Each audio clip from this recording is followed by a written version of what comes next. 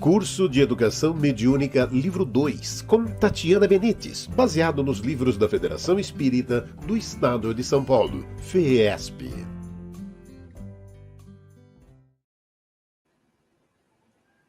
Olá, seja muito bem-vindo à nossa última aula do curso de Educação Mediúnica, do nosso segundo livro.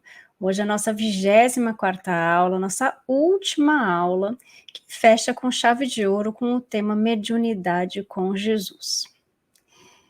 Em diversas profissões, cultiva-se o anseio de melhoria, de aperfeiçoamento. O advogado, médico, engenheiro, artífice, etc., exercendo tecnicamente suas funções, cooperam eficientemente com o Senhor da vida. A mediunidade, seja ela qual for, quando praticada corretamente, possibilita ao homem sua marcha redentora até atingir os cimos da espiritualidade. Em função do estágio evolutivo que se encontra a Terra, os problemas materiais ainda falam mais alto aos interesses humanos, ao personalismo, à vaidade, à prepotência e ao amor próprio. A condição ainda inferior da individualidade espiritual do homem concorre para que o mais alto encontre no homem forte obstáculo à livre, plena e espontânea manifestação. Esclarecem os instrutores espirituais que a mente é a base de todos os fenômenos mediúnicos. Assim sendo, a natureza dos pensamentos, o tipo das aspirações e o sistema de vida a se expressarem através de atos e palavras, pensamentos e atitudes, determinarão, sem dúvida, as qualidades dos espíritos que, pela lei da afinidade, se sintonizarão com os homens em suas tarefas cotidianas, e especificamente com os médiuns nas práticas mediúnicas. Cada médium, cada homem, terá de reconstruir a própria edificação interior. Este processo renovatório se verificará indubitavelmente seguindo o ensinamento espírita cristão, com a modificação dos hábitos, aprimoramento dos sentimentos, melhoria do vocabulário, exercício da fraternidade, amando e servindo, estudando e aprendendo incessantemente.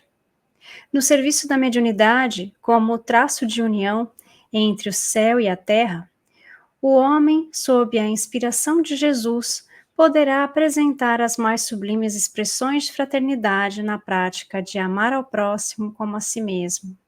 Em síntese, diz Martins Peralva, em Estudando a Mediunidade, no capítulo 29, que os principais objetivos do exercício mediúnico com Jesus são: a.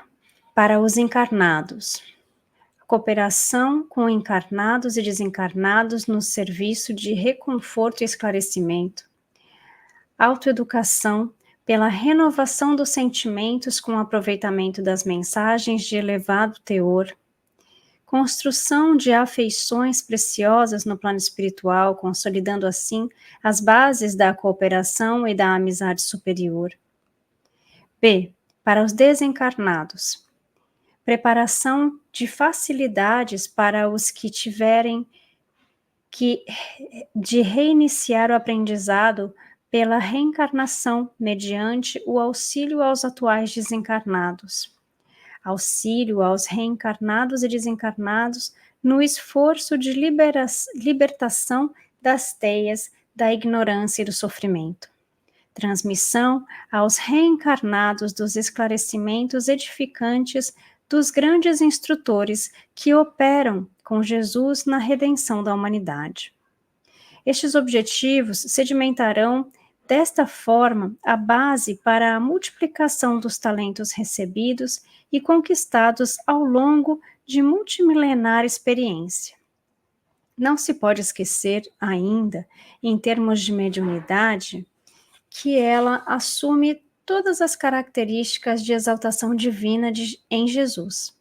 O Cristo cedo começou seu apostolado excelso, porquanto já aos 12 anos estava entre os doutores da lei, esclarecendo aos homens os valores da vida espiritual. Ao final da vida terrena, deixou na Boa Nova a lição imortal do amor divino.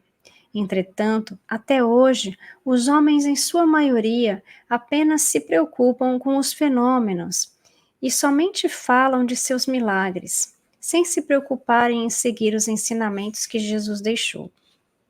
Quando seus apóstolos não conseguiam realizar os milagres, socorriam-se dele, e ele os incentivava a terem mais confiança em Deus, mais fé. Assim foi no fenômeno da tempestade acalmada. Isso está em Mateus, capítulo 8, versículo 26, quando disse: "Por que estáis com medo, homens de pouca fé?" Também na cura de um lunático, em Mateus, capítulo 17, versículos 14 a 20.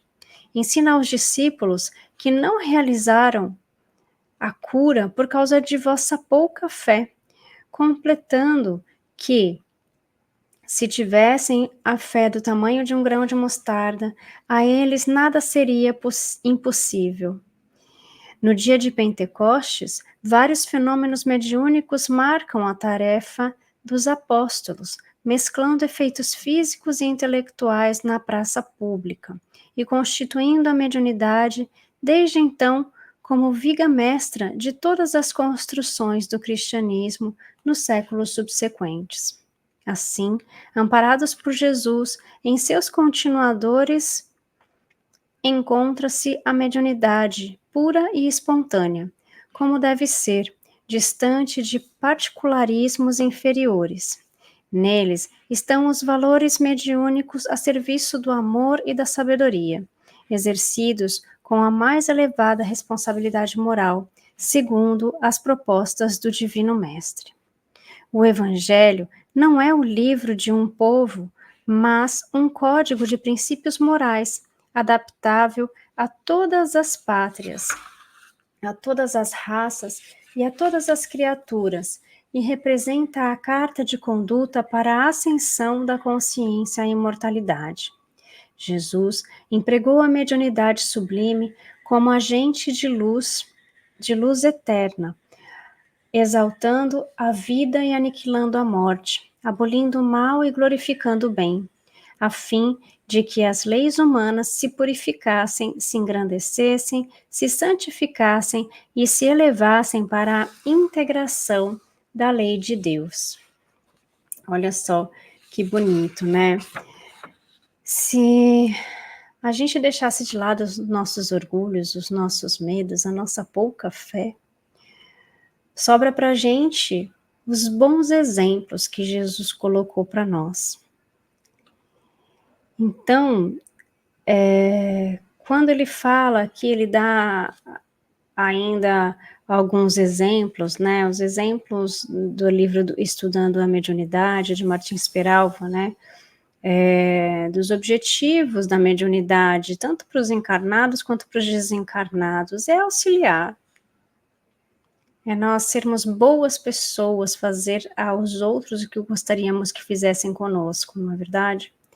Então, estarmos prontos para o auxílio, dentro da nossa capacidade, dentro do que nós temos. E se Cristo é nosso modelo e guia, por que nós não fazemos o que Ele fez? Por que nós não utilizamos desses ensinamentos, desses exemplos, para colocar isso dentro da nossa vida? E daí ele fala dessa reforma interna, que a gente foi chamar ali de reforma íntima, né?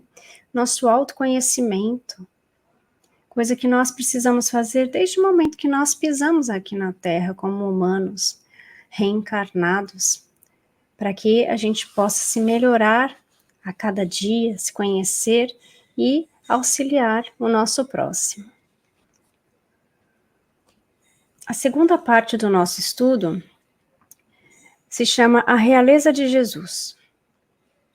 O título de rei nem sempre exige o exercício do poder temporal.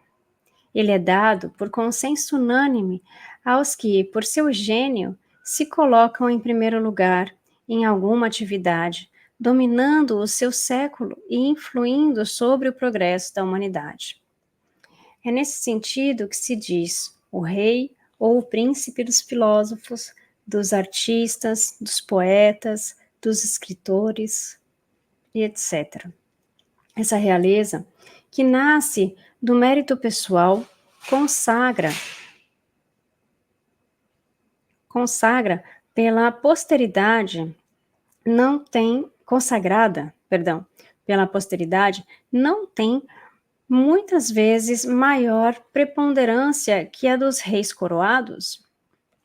Isso está no Evangelho segundo o Espiritismo, capítulo 2, item 4. Complementa Kardec, no mesmo item, que a realeza terrena acaba com a vida, mas a realeza moral continua a imperar, sobretudo depois da morte. Sob esse aspecto, Jesus não é um rei mais poderoso que outros potentados? Foi com razão, portanto, que ele disse a Pilatos: Eu sou rei, mas meu reino não é deste mundo. Foi o rei dos trabalhadores, pois abraçou o serviço espontâneo a favor da humanidade, como sendo a tradução da própria fé. Foi o rei dos servidores, pois se transfigurou em servidor na comunidade, estendendo mais imediata assistência aos que se colocavam no último plano da escala social.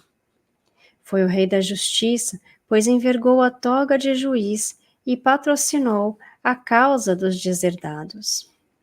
Foi o rei dos políticos, pois ensinou o acatamento maior às autoridades constituídas. Foi o rei dos médicos, pois sem nenhum juramento que o obrigasse a tratar os enfermos, amparou os doentes com extremada solicitude. Foi o rei da humildade, pois podendo nascer em berço de ouro, optou pela manjedoura, socorrendo-se da hospitalidade dos animais. Foi o rei da liberdade, pois transmitiu a sua mensagem libertadora, aconselhando aos homens libertar-se dos erros, porquanto todo aquele que comete o pecado é escravo do pecado, acrescentando que se permanecessem os homens em sua doutrina, seriam verdadeiramente seus discípulos e conheceriam a verdade que os libertaria. Foi o rei da tolerância, quando aferroado pelos soldados e vilipendiado pelo próprio povo que ajudara, disse: Pai, perdoai-lhes, porque não sabem o que fazem. Isso está em Lucas, capítulo 23, versículo 34. Foi o rei do amor, quando deu o novo mandamento, dizendo: Amai-vos uns aos outros, como eu vos amei. Foi, em síntese, o rei dos homens, pois passou no mundo abençoando e consolando, esclarecendo e servindo, mas preferiu morrer a tisnar o mandato de amor e verdade que o jungia aos desígnios do Pai Eterno.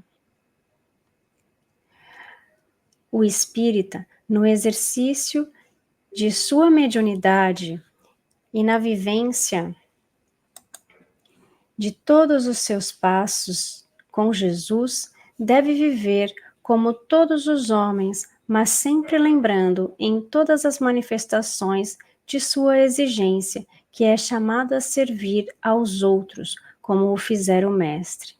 Deve ter sempre o ensinamento de Kardec na lembrança. Reconhece-se o verdadeiro espírita pela sua transformação moral e pelos esforços que faz para dominar suas más inclinações. Isso está no Livro dos Espíritos, capítulo 17, item 4. Além da lição de Jesus, das recomendações de Kardec e dos espíritos da codificação, deve o médium lembrar-se das palavras de André Luiz, no livro Opinião Espírita, lição 15, quando ensina: compenetra-te dos teus deveres sagrados, sabendo que o medianeiro honesto, para consigo mesmo, chega à desencarnação com a mediunidade gloriosa, enquanto o medianeiro negligente atinge o rio da morte com a tortura de quem desertou da própria responsabilidade. A mediunidade não se afasta de ninguém, e é a criatura que se distancia do mandato mediúnico que o plano superior lhe confere.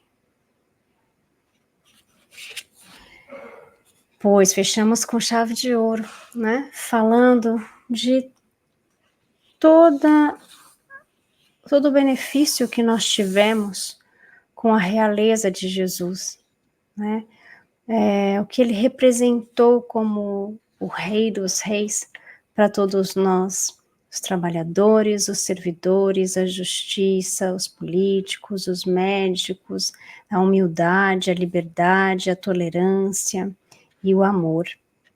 Então, que a gente possa seguir esses passos, levar esses passos para o nosso dia a dia e que a gente continue perseverando no nosso trabalho mediúnico para que a gente não esmoreça ao primeiro obstáculo que nós virmos, nem ao segundo, nem ao terceiro, porque a gente sabe que são muitos e a gente já viu que não vai ser fácil para nós que viemos como médiuns, para nós que queremos trabalhar no espiritismo. Então, continuem praticando, trabalhando nas casas espíritas, em locais onde vocês tenham um amparo no qual vocês possam contar com esse amparo, com esse auxílio das pessoas, na assistência fraterna. Façam o evangelho no lar, pratiquem o evangelho no lar o máximo que vocês conseguirem e leiam Kardec, estudem Kardec e depois todas as obras adjacentes a ele, né? Que tem muitas obras importantes no qual a gente vai descobrindo cada vez mais esse mundo novo, como funciona o plano espiritual, como nós precisamos nos transformar, nos ajudar, nos auxiliar, nos entendermos e servir, porque nós estamos aqui para servir. Então, que a gente consiga entender essa lição e colocar tudo isso em prática no nosso dia a dia. Muito obrigada por ter ouvido todo esse curso de educação mediúnica. Nós estudamos aqui 5 livros da FEESP, Federação Espírita do Estado de São Paulo, e mais para frente a gente vai fazer outros estudos aqui também. Gratidão a todos que acompanharam aqui esses estudos, e eu espero que tenha sido de muita utilidade e que a gente consiga colocar tudo isso em prática no nosso dia a dia. Fiquem com Deus e até mais. Curso de Educação Mediúnica, livro 2, com Tatiana Benites, baseado nos livros da Federação Espírita do Estado de São Paulo, FEESP.